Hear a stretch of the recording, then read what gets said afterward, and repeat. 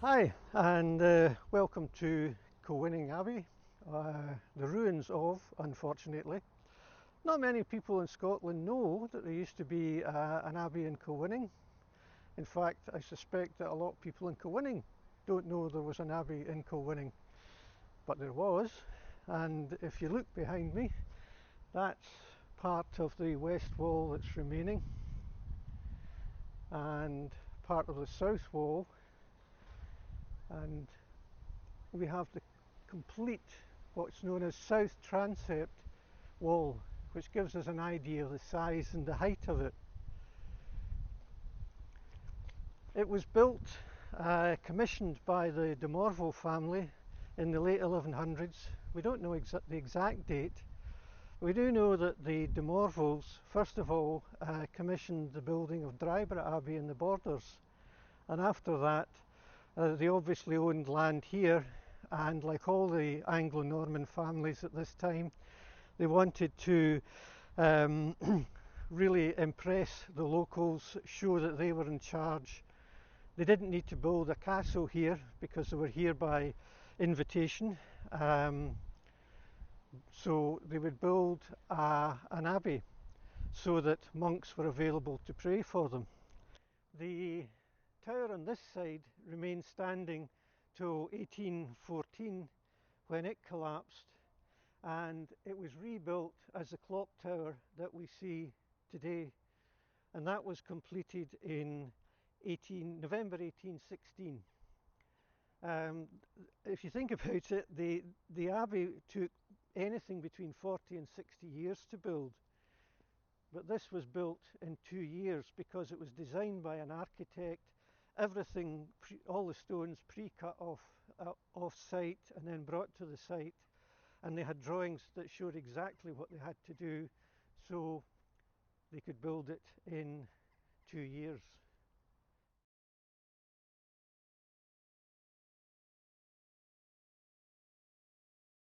Welcome to the Kilwinning Tower Heritage Centre. You've probably looked at the outside of it and thought, what do that looks like inside? Well, this very short film will show you some of our exhibits, but you'll really need to come and visit us once we manage to reopen. So in this first room, we have here a sampler from 1856, sewn by Mary Thompson, and it details Mary's family and the birth dates of some of her brothers and sisters. And up here we have an old Kilwinning railway station sign. Moving through to the next room, which is actually the base of the tower, we have here the robes of the Kilwinning Bailey. And over on this side we have the original robes of the town provost. In this cabinet here, at the top, we have some artefacts that were found in the building presently occupied by Steele's, the undertakers. If you remember, a bus crashed into the end of it, and when they were clearing out the debris inside, they found bits and pieces from the people who had originally lived there. On this shelf we have some memorabilia to do with the Eglinton tournament and Eglinton Castle. Over on this cabinet we have memorabilia to do with the Masonic Lodge and Masonic Order, some explanation of the Masons, and this is a photocopy of the Lodge minutes from the 21st of December 1814, which detail the ceremony carried out to celebrate the laying of the foundation stone of this tower. In this cabinet we have letters, telegrams, money, postcards from men and women serving in the First World War. We come round to this cabinet. At the top and at the bottom is the pewter communionware from the original Secession Church, and it's even dated 1765. There's some old money here which fascinates school children today, as does the old leather belt. They're horrified to discover that in our day, if you're only slightly naughty, you got hit in the hand with that. Here we have a banner highlighting the Kilwinning Papingo, instituted as it says in 1483. We actually have a couple of 19th century wooden bows of a type that would have been used in the Eglinton tournament.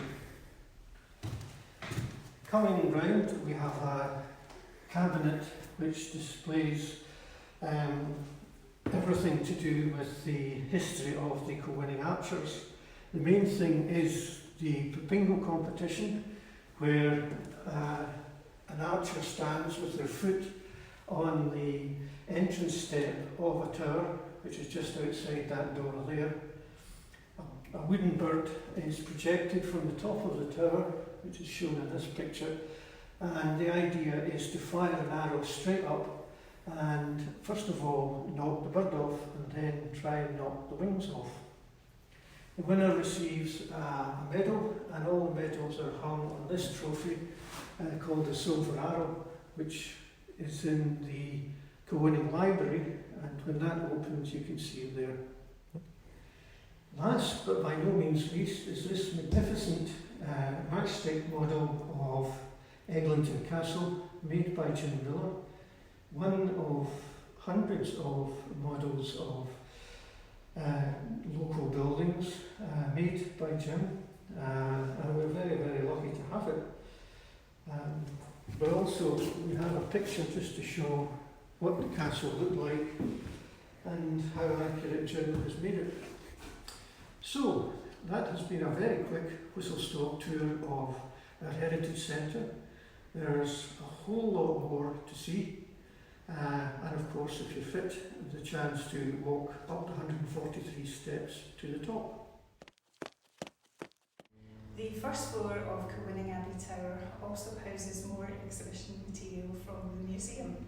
This is a model of how the Abbey may have looked in its heyday.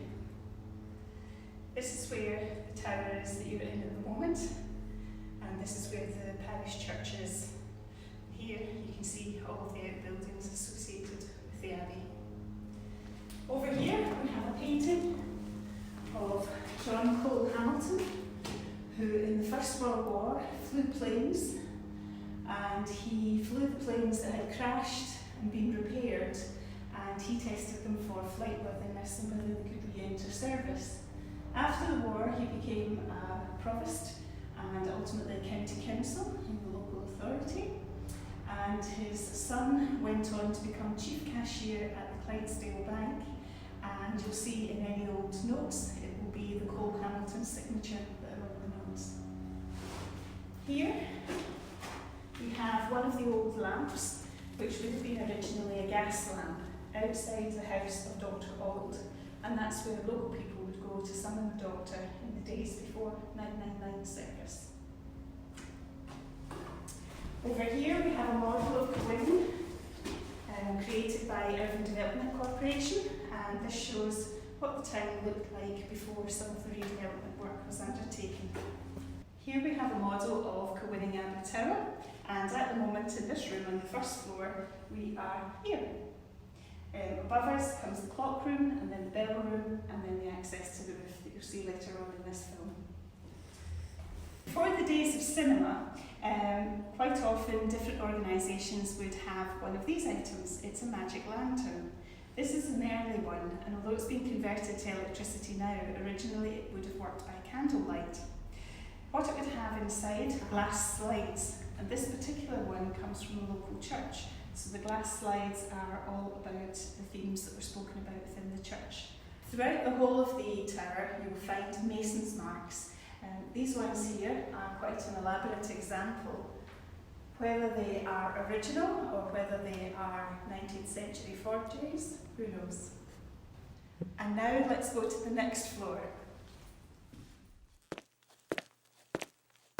I'm Heather Upfield, and we're here in the clock room, and today I'm going to be telling you something about the clock here, and also about James Blair, who made the clock in 1816.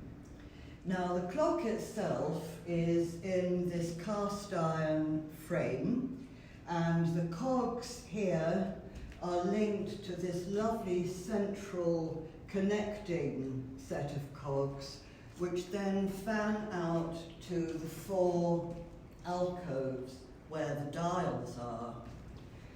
If we look over here, you can see these motion work cogs which drive the hands.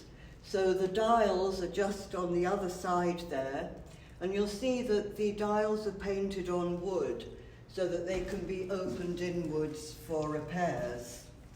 Now, originally in James Blair's time, when he built this clock, they were painted black with gold numerals and gold hands. It was a very fancy clock back then. If we come over here, the setting dial, which is this dial here, this is where you would expect to find the clockmaker's signature. And sure enough, if you come in, you'll see James Blair, Kilwinning, 1816. We know a little bit about James Blair. We know that he was born in 1781 and completed a 4-year apprenticeship in clockmaking in 1800. He then came to Kilwinning, where he married Jean Small in 1802 here at the Abbey Church, and he then set up as a clockmaker in Kilwinning, making quality long case clocks, which we also know as grandfather clocks. He had a very successful business, and a lot of his clocks are still in existence, and there is a very fine example in private hands down in the south of England. We're also very lucky to have an exhibit down on the ground floor of the Heritage Centre, which is a dial from one of his clocks, and although it's deteriorated quite a lot before it came into our hands, it's still possible to see the illustrations on it and James Blair's signature across the centre of the dial. Now, James Blair, we think, probably ceased trading around 1836, and from his gravestone we know that he died in 1850, and his grave is in the purlieu of the Abbey ruins. Moving ahead now to 1950, the clock had stopped and the dials were needed painting again. So Andrew Johnston, who was a very well-known clock and watch repairer in Kilwinning, from a family who were very well known throughout the 20th century here, he was commissioned to do the repairs on the clock and to paint the dials. Well, he did a good job on the dials. He painted them white with the black numerals and the black hands that we see today. But when it came to the clock, although he got it working again, he sadly stripped out a lot of the original James Blair clock. For example, there would have been pulleys and levers that linked up to the bell above us there. There would have been a huge, hefty, great pendulum that would have gone through to the floor below, and there would have been a manual winding crank for winding the clock. Nowadays, the clock is automated, as are the bells. It's driven by electricity, so there's no need for anyone to run up and down the stairs these days to wind the clock by hand. Now, I think you're just about to head up to the floor above where the belfry is, but before that I'd like to show you some of the original graffiti that's been put here by tradesmen over the years. I like this one. It's the initials AR with the date 1816 which was when the Abbey Tower and the clock were built. We have another quite large tradesman's sign there, and another one, February the 29th, 1892. Those are the clearest ones, and we've yet to discover who painted them and any of their history.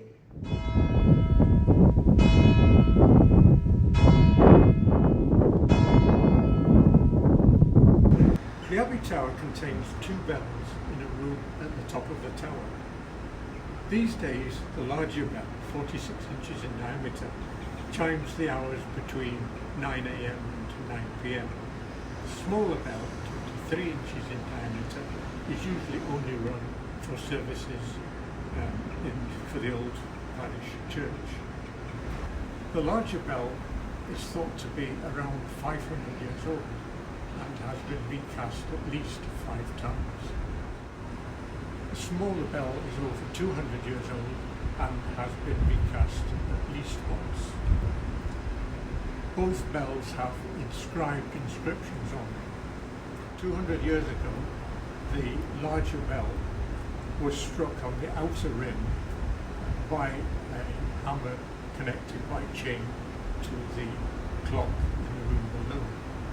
About in the 20th century, this was changed to an internal electrically driven striker, and some years back this was in turn replaced by an external striker and an electronic system installed.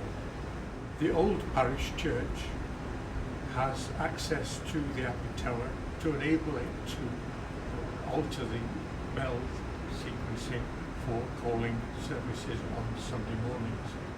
The bell room is the most dusty room in the tower. This is because it's open to the atmosphere, so that the bell can be heard over the whole of Kilwinning. The bell room is also the only room in the tower where you don't really want to be when the large bells chimes the hours.